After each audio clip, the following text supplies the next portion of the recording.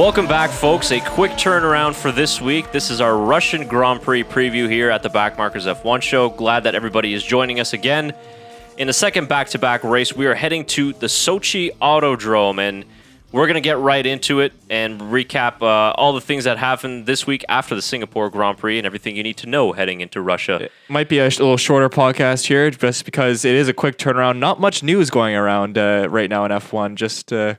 Yeah, we don't even have anything for this race. I don't think we have. Do we have the tires for it? Do we know what tires they're using? We got all that. The only thing that we have is that Alfa Romeo has lost their appeal from the German Grand Prix, if you remember their clutch calibration issue. So Williams does keep their 1 point. Oh, okay. Good for them. Good for Robert Kubica. Robert, yeah, you know what? That's a nice point for him because he is retiring, of course, at the end of the 2019 season, which leaves a seat open. And of course, we've been wondering if Nico Hülkenberg, where he's going to drive. Could that be a seat that opens up for Hülkenberg? Or is that a seat that opens up for Nicholas Latifi or Marcus Ericsson? I hope Nicholas Latifi. You never know. Yeah, I know. I do too. He's got the sponsors, so I think it's looking likely for him. We'll make sure you guys know. Canadian drivers. That'd be interesting. Yeah, that'd be fun. Yeah. Why don't you bet, like, as soon as we release this, all the news floodgates will open? Probably. Oh, that's how it went for Ocon, so it does not surprise me at all. Exactly. All right, so let's get into the Sochi Autodrom then, since we don't have too much news to cover. And looking at this circuit in this race, so 53 laps, a 5.8 kilometer circuit. Now, this has been a Mercedes-dominated track since its return to the calendar. They've won 5 races since 2014 and actually won the first 2 races in St. Petersburg in 1913 and 1914. Wow. So this is really a Mercedes track. Mercedes country. Yeah, seriously. So normally we'd think it'd be a Mercedes track, which obviously they've won all the races, but Ferrari they've locked out the front row here before. Right.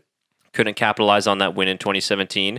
But now with this new Ferrari aero package, the upgraded nose and certain bits on the aerodynamic side, it seems like Ferrari could be the favorites heading into this weekend. I don't think they quite are. Okay. I personally don't think they are. I think this is just such a good Mercedes track that they are still the favorites for this race, and I think they have to be just because of how good their car is. But there is that question now, and it's probably a lot closer than what it was beforehand due to the fact of this last upgrade for Ferrari being so good, better than anyone expected, and that got them the win in Singapore and could get them a nice little finish in Russia.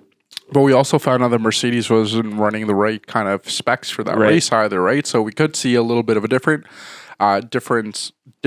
result in this race from. Oh my God, I am blanking Singapore. out right now. Yes, that's where we were last. That's the race. But yeah, I think it should be. You know what? I think between all three of the teams, between Red Bull, Mercedes, and Ferrari, I think this could make for a very interesting race. Because, like you said, Ferrari has worked out their issues. Mercedes. Not running the right, both Mercedes and Red Bull not running the right kind of format that they needed for the last setup that they needed for the last race. So, it could. I mean, we could totally be unexpected, to be honest, of what we're going to be seeing. It's definitely a combination of the two. So Ferrari have brought upgrades, but it's also Mercedes, Red Bull weren't necessarily performing at the highest level. Yeah, right. Yeah. But I still do think Ferrari can be strong at this track. Agreed. And just one of the things to note about this track is they have done this is a very smooth surface as it is. Now, it has rubbered in since 2014, but it's known to be very smooth. They've done some resurfacing from turn 2 to turn 8, so which is in the first sector, and then from the entry of turn 15 to turn 16 in sector 3. So that'll help the tires a little bit. It is a smoother surface. This track isn't very hard on the tires as it is. I mean, it's a very flowing circuit. You're not putting too much load into the tires other than turn 3, which is that swooping left-hander. So it's a lot of 90-degree turns here. Yeah, very front-loaded as well. But it's not too bad on the tires. So that's why Pirelli are bringing the C2, C3, and the C4 tires. And the tires are a step harder from last year. So last year they brought Ultra Soft and Hyper. So this will be a little bit harder this year. So expect the tires to last even longer than last year. Be a one-stop. Exactly. Last year was a one-stop, even though they were softer. So expect another one-stop. This would be interesting. Weather? Are you talking about a little weather? Free practice and qualifying might be in wets. That could be interesting. And the race might be a nice little Oh my God, I really can't talk right now. You guys are just gonna have to finish it. So we're gonna get some sun on Sunday. Sun on Sunday. That's it. Although last time I predicted Keep your this, day job, as a meteorologist there. didn't I say it was gonna be a monsoon in Italy for the race, and then it was not Sunny at all. skies. Yeah. It rained during the morning though. Yeah. We could. It would make for a very slick surface, which would Yeah. be interesting. So But that could be fun. We'll see if qualifying gets shaken up a bit. Yeah, but I'm looking at if we look at the track map, Sector 1 and 2, even before Singapore, I would say would be favored for Ferrari. You've got the long start-finish straight. Yeah, that is sector a DRS 1 for zone. sure. And again, the swooping left-hander, which is going to be flat in qualifying and a little bit of a lift in the race. Sector 2, you have also a couple of twisty bits, but it's not a lot of hard-braking 90-degree slow-speed exit corners. You're carrying a lot of speed into these corners, so it could help for Ferrari. But then you also have the second DRS zone, which is another long straight dash into Sector 3. Now, when we look at Sector 3, this is where Ferrari, pre-Singapore, we would consider them to lose a lot of time. But maybe now, after the updates, they're able to gain back time. So in my mind, I'm thinking, let's say in the straight, they can gain 5/10 on Mercedes and Red Bull. But in the corners, they were losing 5 to 7/10. But let's say maybe now they're only losing 2 to 3/10 in the slow corners.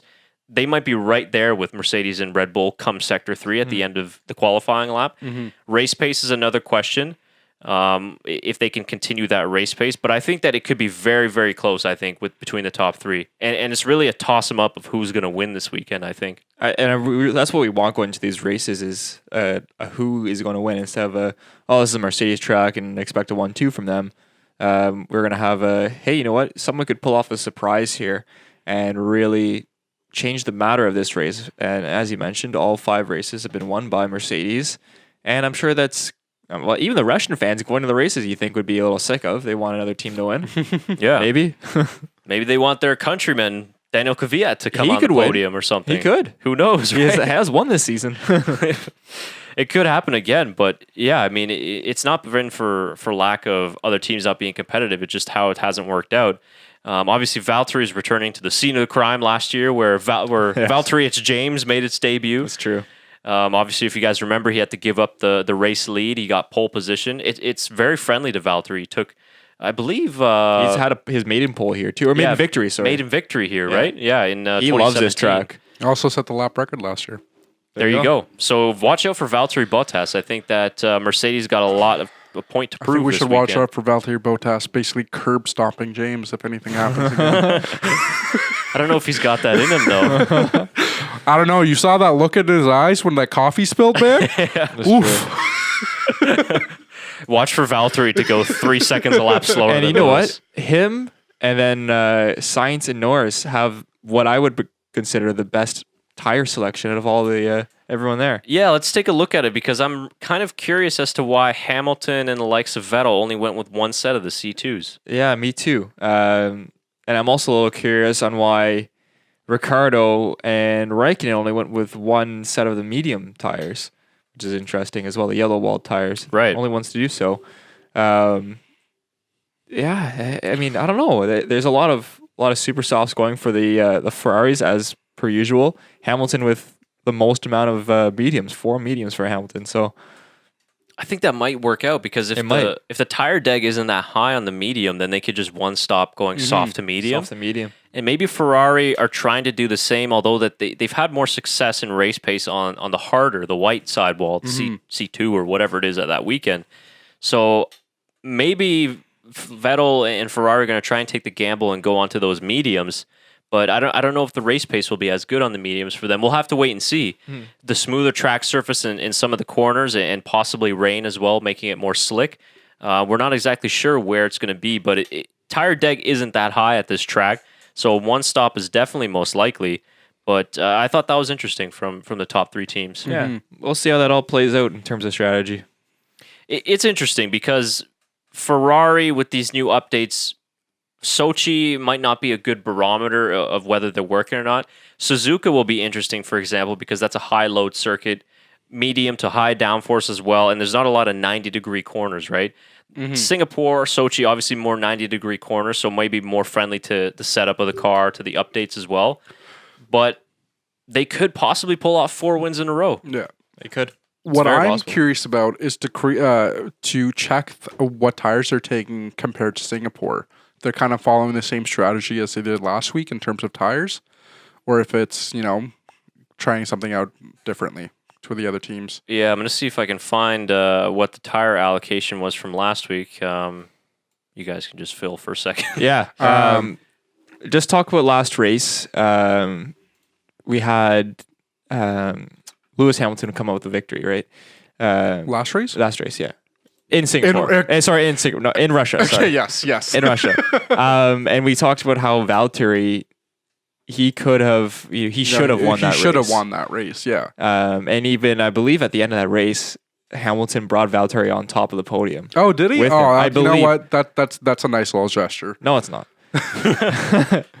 It's a thanks for letting me win gesture. You pulled it up. I did find it. So it is slightly different because they were softer. So it was the C3, 4s, and 5s in Singapore. But Hamilton went with 2 sets of the white hard. But interestingly enough, Vettel only had the 1 set of the C3s. And that was the race tire that he went on, obviously, after his undercut pit stop. So the same thing he's going to be doing. I'm going to assume that they're not going to run that tire in practice and that it's just going to be a race tire. Yeah. So it seems like Ferrari are probably going to go toward that strategy. Now, how long can they prolong that stint on the soft tire? We don't know. But they should probably be able to do a handful of laps on it because of degradation and tire wear not being so high at the circuit. And what is there huge chances of safety car for this race? Was there a safety car last year for this one? Oh, I don't remember. I don't remember either. I don't believe there was. There isn't. I don't know the exact stats, but they're not. It's not as common as Singapore, for example. Yeah. It was 100%. Right. But we've had big crashes here. Remember Raikkonen punting out Bottas on the last lap? Yes, we had the Torpedo who got his debut. yes, pretty much. yes. First he hit me in the rear, and then he hit me in the side. For fuck's He sake! hit me turn 2, and then That was the best radio ever. Like, I'm out. Crash. how specific he was too. He's like, first he hit me on the side in turn 2, then in the rear in 4, then I got clipped in turn 6. Honestly, what are we doing here? Racing or ping pong? Great moments. Good old Vettel. It would be nice if Kvyat had a little bit of a better result in his home race this time. Yeah, it would. Hopefully. We can always hope. Did you find Did it? you find it? If they had a safety car, no. That's okay. That's all right. But You can let us know in the comments It's kind of below. like a hybrid of a street circuit. Right. There are close walls into proximity, but it's not at the level of Singapore or or other Monaco street or- races. yeah. Azerbaijan and those ones. So I wouldn't bank on it. I think that they won't be able to run as long on the tires as they did in Singapore. No. Waiting. That's for sure.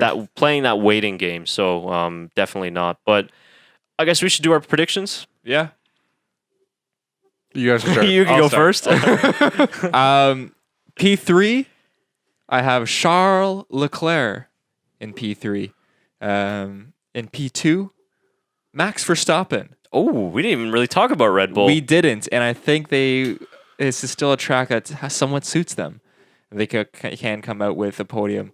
And in P1, I have Valtteri Bottas getting a win.